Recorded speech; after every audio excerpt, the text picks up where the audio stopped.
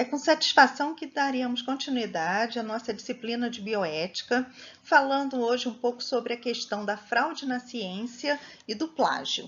São assuntos atuais, importantíssimos, e que muitas vezes não são debatidos e conversados de uma forma clara entre professores e alunos e nas universidades, nas instituições de pesquisa.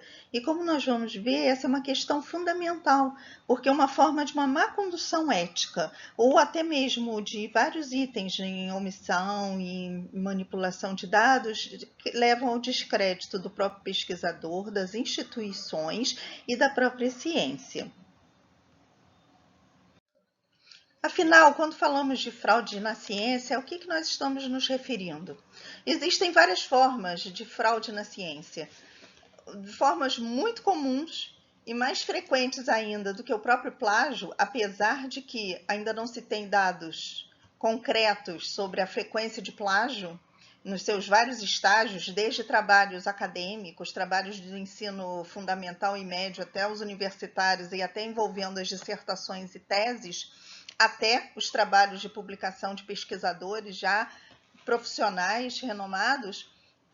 Nós podemos dizer que fabricação de dados e omissão de dados são práticas de fraude na ciência que eram muito frequentes e já vinham acontecendo há vários anos.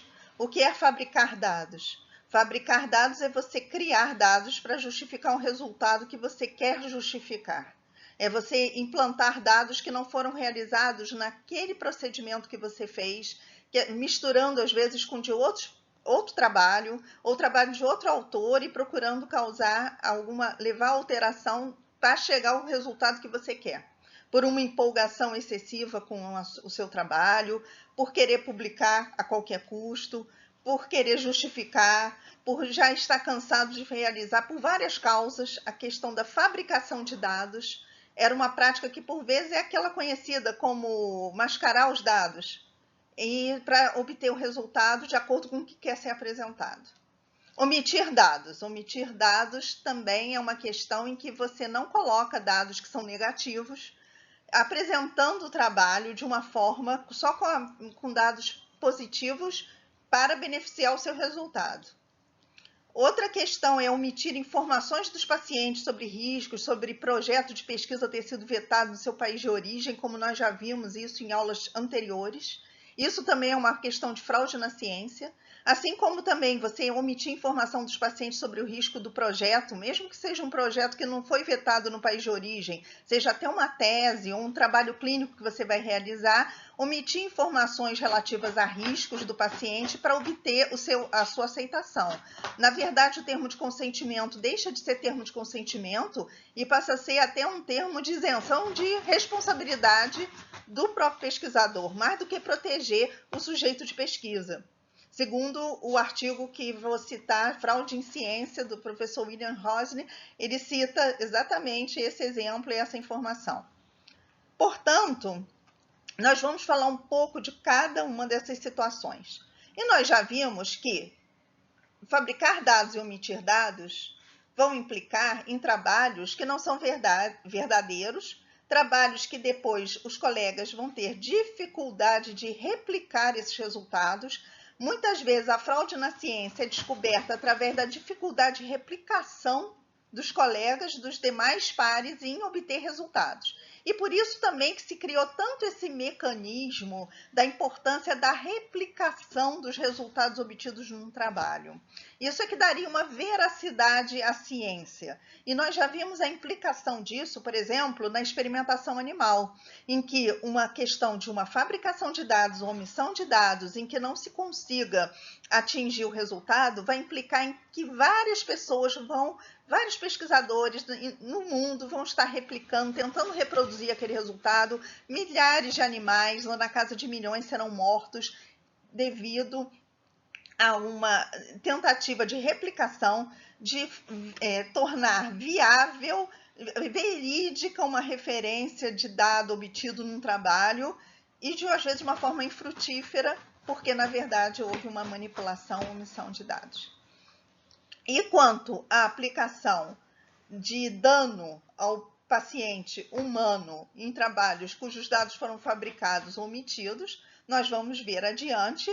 É também da mesma forma você submeter pacientes a procedimentos ou a novas terapias, ou terapêuticas ou técnicas cirúrgicas, que no fundo são técnicas fraudadas e que expõem a risco e que podem lesar um dano real, além de ir com o tempo afetando a própria credibilidade na própria ciência.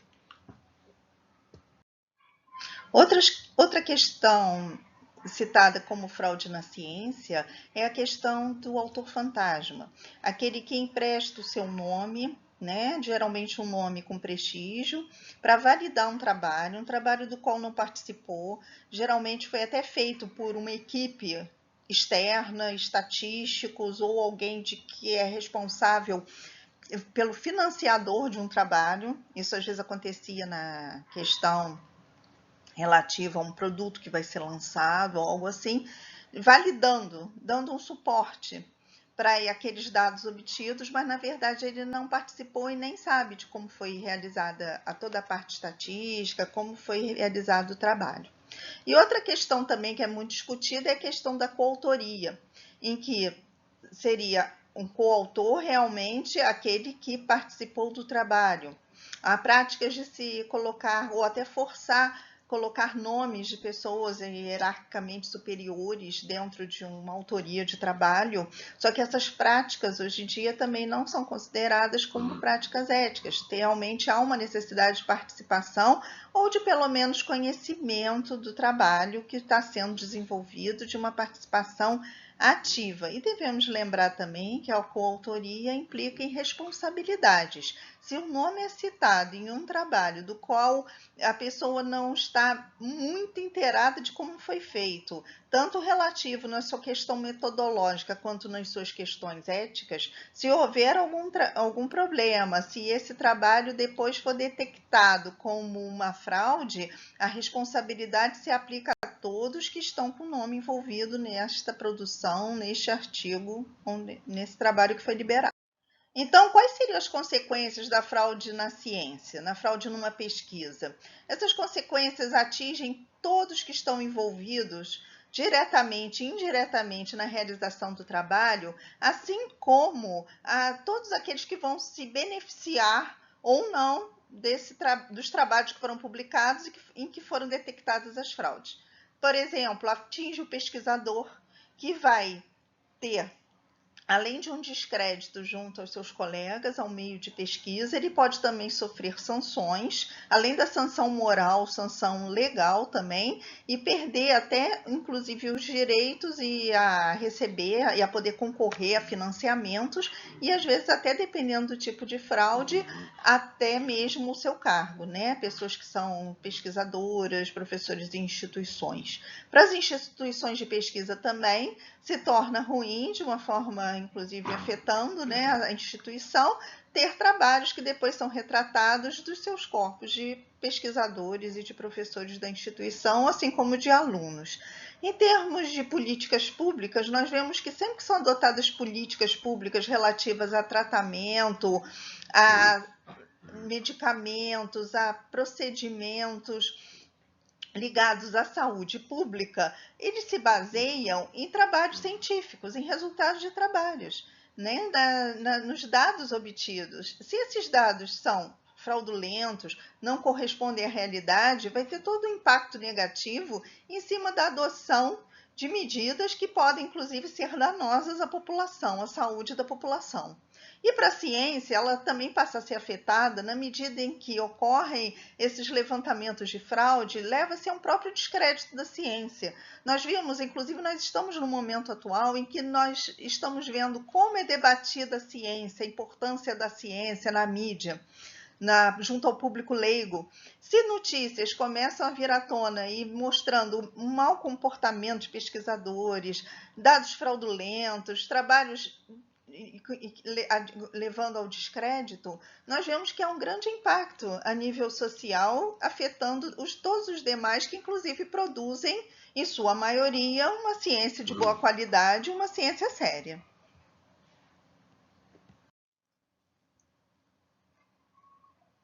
O que poderíamos, então, propor, citar como formas de diminuir as más práticas em ciência?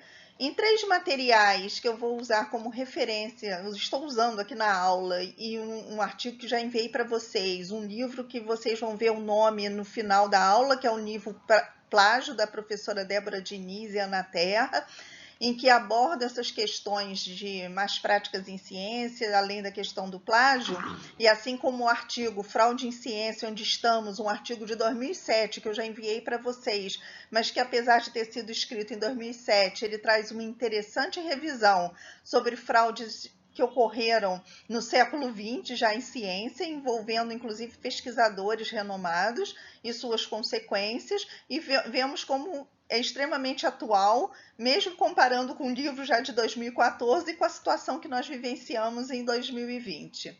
Na questão da fraude em ciência, a proposição do ensino de ética, já desde o nível fundamental, quando o aluno começa a ter contato, né, com alguns trabalhos científicos, proposições em sala de aula que professores enviam para fazer um trabalho, ele já tem uma noção de como deve ser um comportamento ético em ciência.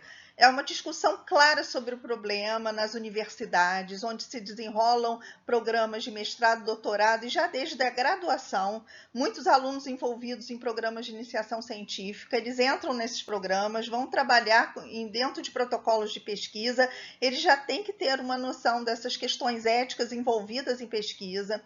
A conscientização, portanto, é o ponto fundamental. Talvez tantas sanções legais sejam a solução?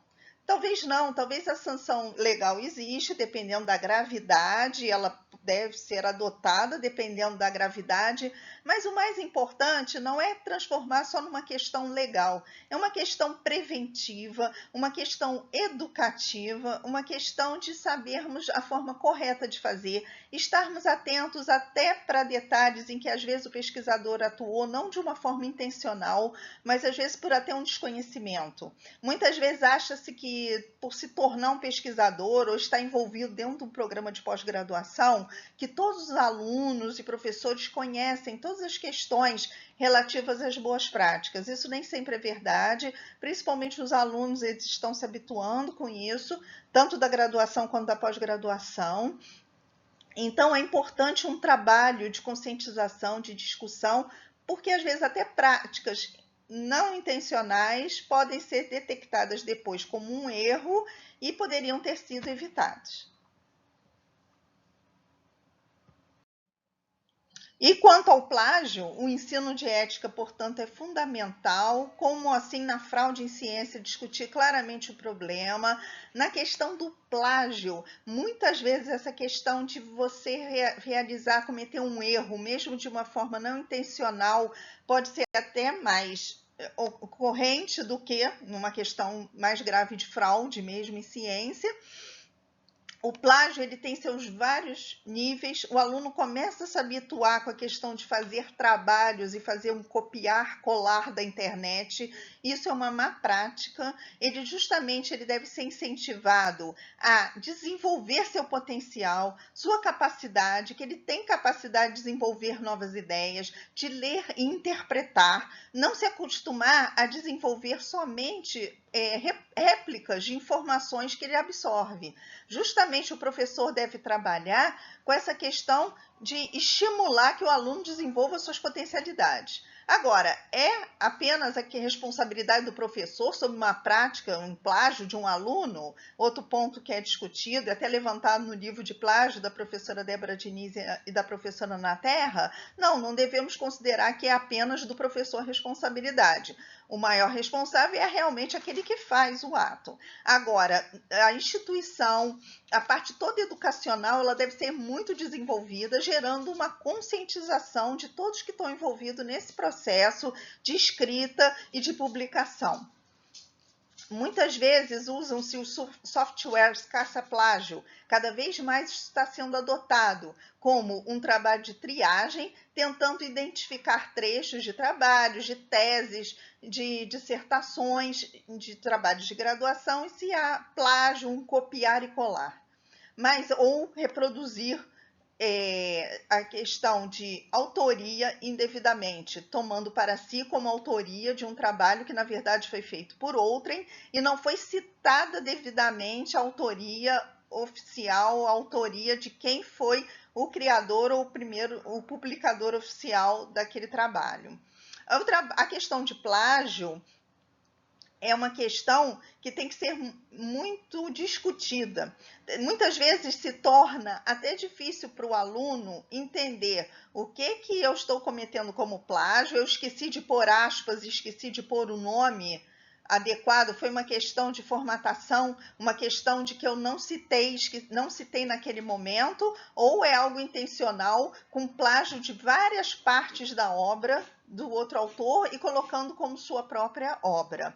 É uma questão também importante entender o que é uma paráfrase do que é o plágio. Paráfrase é você pegar um trecho de um autor, você ler e você está citando o que ele está falando, o que você entendeu do que ele está falando. É uma paráfrase, você vai citar, que é baseado no que foi feito pelo outro autor, e você está fazendo essa análise. Se você traz uma análise em cima do que ele escreveu, aí sim é uma análise original.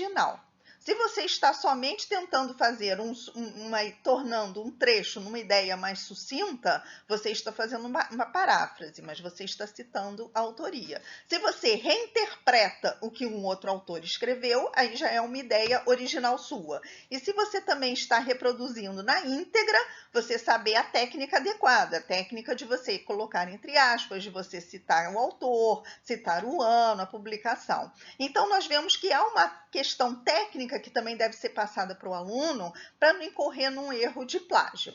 Agora, um plágio intencional, em que você pega trechos e você coloca como sua obra, não citando autoria em várias partes do seu trabalho, isso já denomina o plágio uma má prática também na realização científica.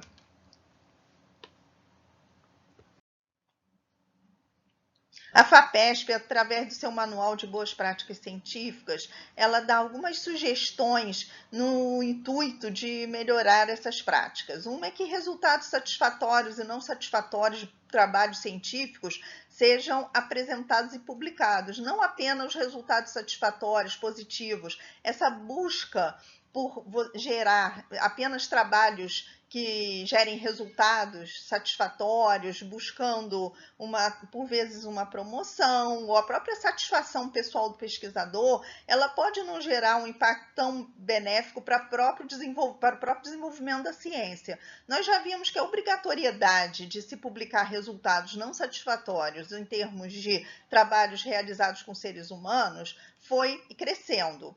Mas isso ainda não chegou à questão da experimentação animal, onde trabalhos de área básica muitas vezes não publicam resultados satisfatórios e, com isso, caminhamos num sentido contrário à redução do uso de animais, fazendo com que, na tentativa de replicar trabalhos de uma forma infundada, já que não chegarão a nenhum resultado prático, vários animais, milhares e milhões, são mortos sem nenhum resultado.